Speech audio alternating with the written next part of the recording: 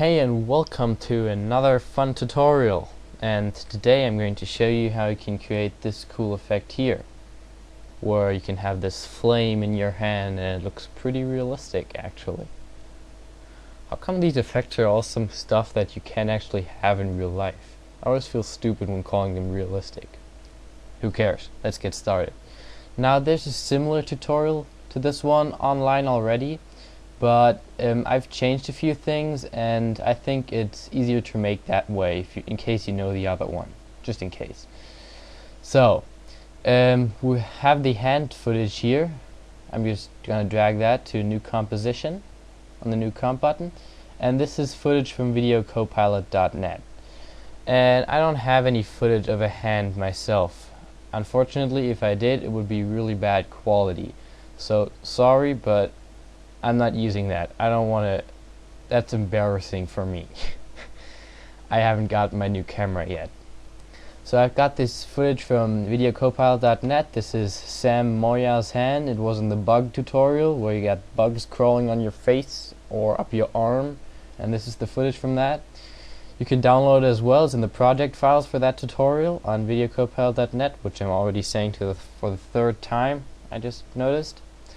Who cares? Let's get started. Now what you want to do first is you have your footage and you want to track it. So you're going to go to Window and open the tracker controls.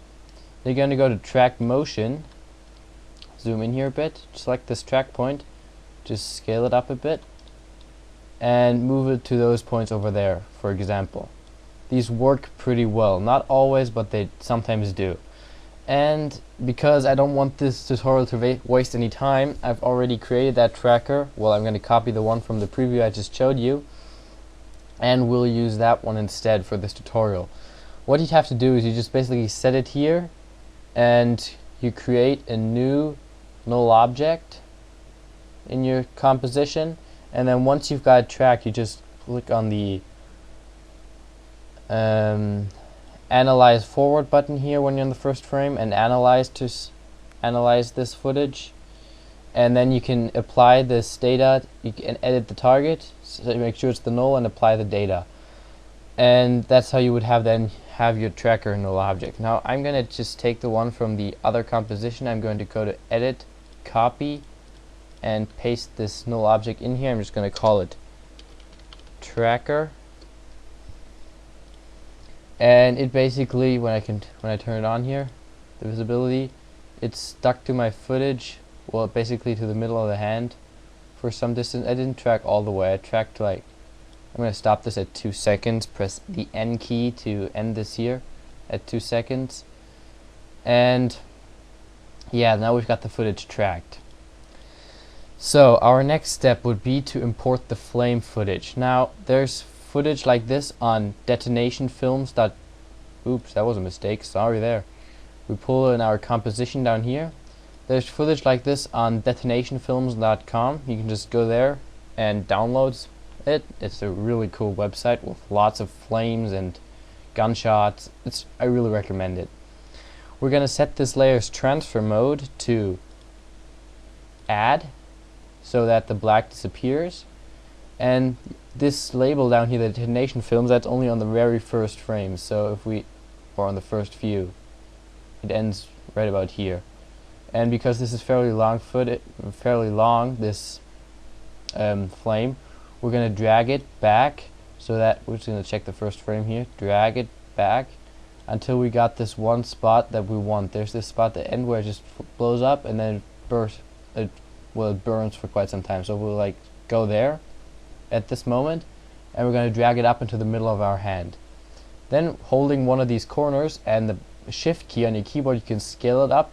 It's a uniform scale so it doesn't distort anything, and we're going to make it even bigger, and that should fit. And this is important. You're going to have to take the pig whip and parent this to the tracker so that it also has the tracking, well, it follows the tracking null object and it stays on the hand the entire time. And now I'm gonna pull it up even a bit further there so it's in the middle of the hand, and I think that fits pretty well. So Now make sure you got the flame footage selected, and we're going to go to Effect, Color Correction, and where is it? Curves. And we're going to add some contrast. So just drag this up a bit, this down, just a tiny bit, so you can see a difference here. Just a tiny bit in contrast difference. It's not that great, but makes it look a bit better. And go also Effect, Blur and Sharpen, Sharpen. Because it's slightly blurred, we're going to add like a value of 25, and that brings back some of the details you can see there. Okay, we're done with the flame footage. Now, this, some people like to stop at this step. This looks, well, it looks like he has a flame in the hand, but yeah, it doesn't look that realistic. It just looks like it doesn't really look like anything. It looks really composited and fake. So we're going to add a new solid. We're going to call this Orange Glow, and in the color selection make sure you get a color like this. I chose 250, 150, and 15 for the RGB values. You can just use them as well. Okay, make comp size okay. Now I'm just going to leave the tracker at the top, and we're going to turn off the visibility for this layer for a second, and take our pen tool, and we're just going to draw a quick mask here on the hand, something like that. Turn the visibility back on, and you see we've got that. Now that looks really, really odd. So we're gonna go to, we're gonna hit, have this layer selected, hit MM, and the mask feather will feather this out a bit, and then with this layer selected, hit Shift T, which also opens the opacity, and we're gonna pull this down all the way to, sorry again, all the way to 37%. That's what I chose for the previous composition. And if we have that now. And also we're going to change the mode to add. So instead of that normal orange dark type, we have a glowy, I don't know how to describe this, more like it's a glow on the hand actually. And now this is one of the important steps. Go to Effect, Stylize Glow, and I'm not going to change it to this simple glow here. We're going to go to Alpha Channel, which makes that ring there, and now we're going to set the glow threshold all the way up to 95% to pull that ring in there, maybe even a bit more, just so we get that ring in the middle there. I might pull this over a bit. It doesn't have to fit perfectly on the hand like I had it earlier. The glow radius we're going to push up to 92. So we got the ring like blurred out, and the intensity will also pull up to 8, so it's really bright, and this already looks a lot better. And it's important, what I just missed here is that the glow is below the flame. Did that even make a difference now? That's odd. Oh well. And the glow also has to be parented to the tracker so that it moves with the hand. And now this looks really cool. There's only one thing we're still missing, and that is a flicker on the glow, so that it looks a bit more realistic. For that, we're going to open the opacity, and instead of adding keyframes that affect the opacity, we're going to Alt-click on the little stopwatch, and we're going to add a wiggle expression.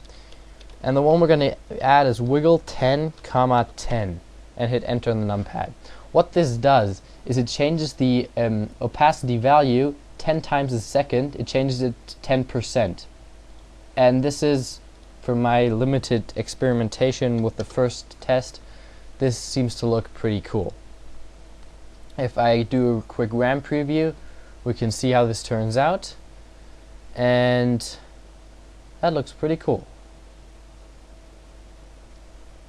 And maybe we can go back into our orange glow and turn up the threshold, pull that, well, we can't pull it any further. We have to make the mask a bit smaller. So maybe, oh, if I think about it, this looks okay. As long as the this ring doesn't go off the hand. We got the nice glow around on the fingers, over here, over there, on the thumb here. It looks really cool. And if you found this, so we're done here. If you found this tutorial any helpful, please go and visit my blog at KillianCoe, I don't know how you pronounce that, I won't even tell you how I do, .com. That's my YouTube username. On the blog you can view my tutorials. You've got these embedded right here in the YouTube player. I'm going to show you how you can create this cool. I'm going to turn the sound off, and if you go on full screen, you won't see this very well, but this is HD. You'll see this really good. It lags a bit too because I'm recording, but you can watch this tutorial in HD from a really fast server at YouTube. I really recommend it. I'm going to go to the home page right now.